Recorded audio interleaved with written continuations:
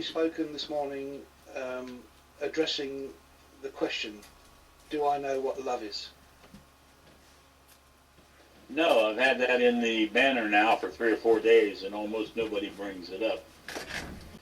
But I was amazed that that was in the banner for, I don't know, either 2 or 3 days before anybody even noticed it.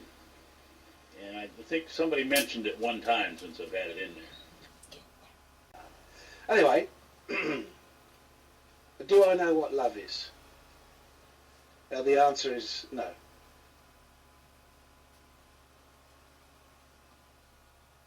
I get more criticism, or a lot of criticism about that. People saying, they say, well, there's love here, and I say, look, love has had, this thing we've been calling love has had thousands and thousands of years to work, and it hasn't worked. It has to be that can't be love. What we have been calling cannot be love. Is there a possibility that anybody or that someone can learn what love is or discover what love is on this planet? I would say yes, if they can discover their stupidity, if they can discover their ignorance, if they can clear themselves of all belief, every belief that they have, if they can be completely clear, then they would already be love.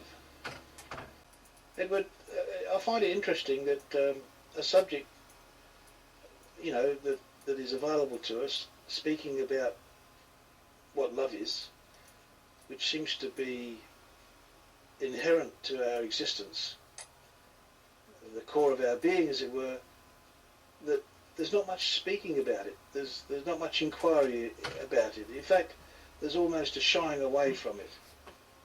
Have you observed that? It is what I've said many a time, Fred Kent. People, when they come in here, know everything. They already know what love is. They already know love's here. They already know that it's going to save us someday. They already know that God is love. All that. One of those things, not to say that everybody believes all those things, but some part of one of those things people do. So when I suggest that there is no love on planet Earth, and then they're saying there is, it doesn't leave much room for conversation unless somebody says, okay, perhaps there is no love on planet Earth. So what is it that we can do, or where is it that we can look to discover it, or what can we do in our lives to find out what it is? Is it possible for us to bring it forth? I mean, there's all kinds of questions that surround it. But when everybody knows everything already, then it's difficult to get to those questions. Go ahead, Marilyn.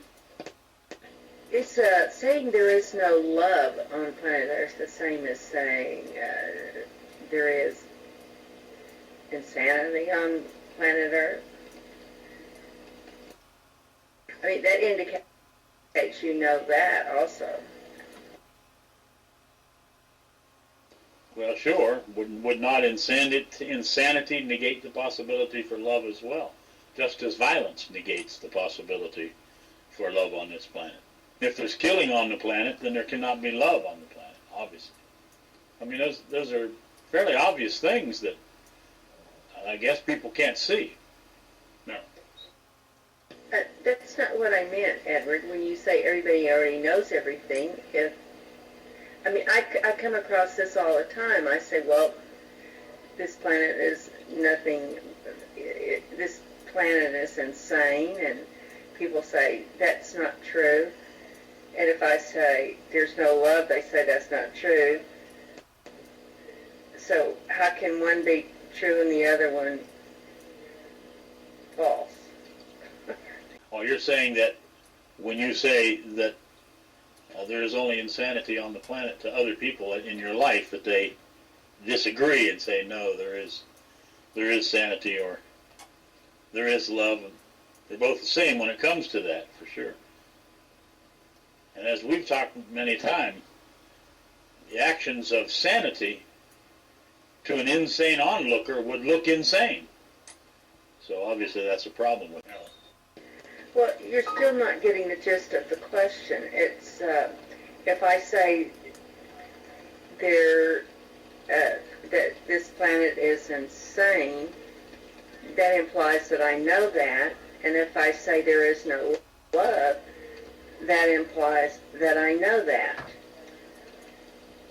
I'm just asking you what, if a person says something with certainty or absolute, I mean, wouldn't it be the same thing as saying there's no love on planet Earth? I don't know, Marilyn. I don't know what you're saying. Are you suggesting that my statement that says there is no love on planet Earth, is that what you're talking about? Not mine. See, I don't know. I don't know what you're saying then. I'm saying, Edward, if I say to you or to someone, this planet is insane, and then I say, there is no love on this planet. I mean, both sentences imply that I know something for certainty. I mean, I can't say for sure that this planet is insane. Can I? I mean, I just did, but doesn't that imply the same certainty as if I say there is no love on this planet? Well, sure, and there is no way of knowing at all.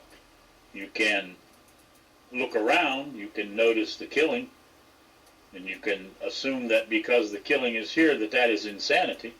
But maybe in the grander scale of things, it's not insanity. I just happen to consider it to be insanity that we are insane on this planet. So I guess you could call it a matter of opinion, as Dundee was saying earlier.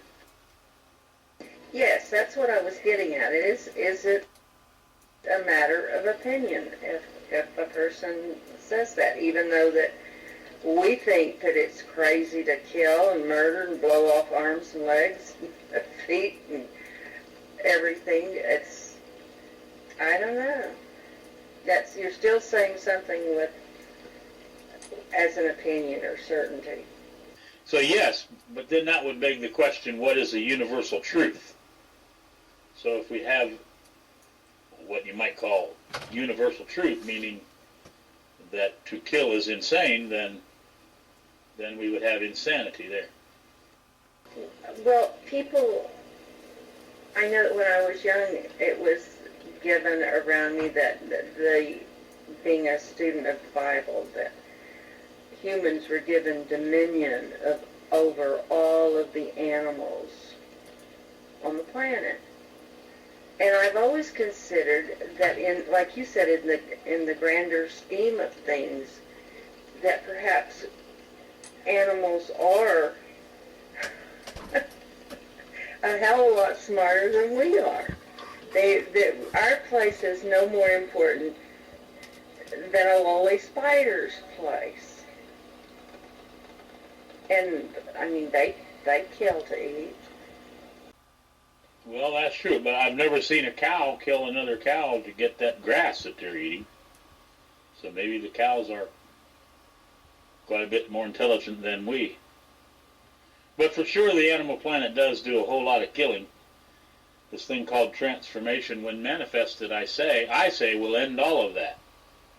Whatever those species are that kill to live will cycle out of our existence, if you will. They will no longer exist.